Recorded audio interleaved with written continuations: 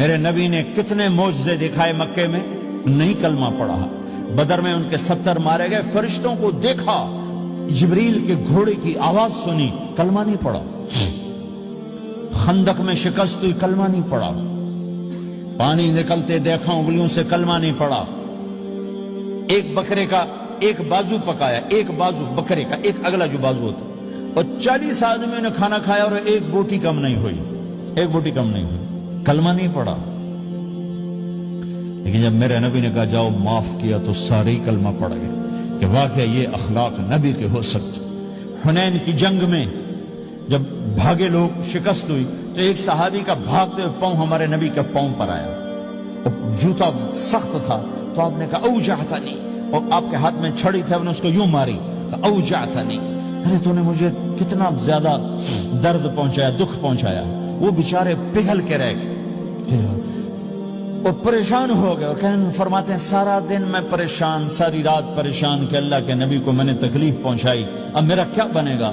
اگلا دن ہوا تو اعلان ہو رہا تھا بھائی جس کا پاؤں نبی کے پاؤں پہ آیا تھا اس کو اللہ کے نبی بلا رہے ہیں۔ تو صحابی کہنے لگے میں نے سمجھا بس اب میری تو دنیا بھی گئی اور آخرت بھی گئی، اب میرے اوپر کیس بنے گا اور مجھے ڈانٹ ڈپٹ بھی ہوگی، میرا کتنا بڑا گھاٹا نقصان ہوگا۔ یہ حاضر ہوئے ڈرتے ڈرتے، تو آپ نے فرمایا میرے بھائی کل میں نے تمہیں چھڑی ماری تھی، وہ مجھے معاف کر دینا، اور یہ 80 اونٹ تمہیں ہدیہ دیتا ہوں، 80 کیملز یعنی 80 پراڈو، 80 رینج روور کا یہ میری طرف سے تمہیں ہدیہ ہے۔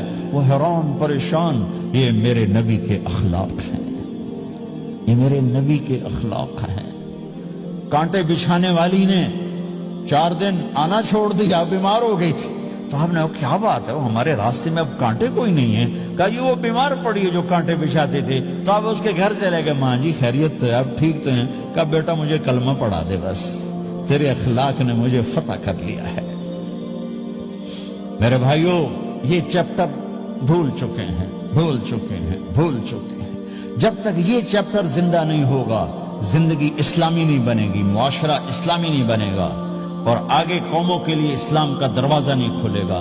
ہمیں معاف کرنا آتا ہو، ہمیں گالی دینے والے کو دعا دینا آتا ہو، غیبت کرنے والے کی تعریف آتی ہو، اور غیبت کرنے سے، غیبت سننے سے اپنے آپ کو ایسے بچاؤ جیسے زہر سے بچاتے ہو، اسے آگ سے بچاتے ہو۔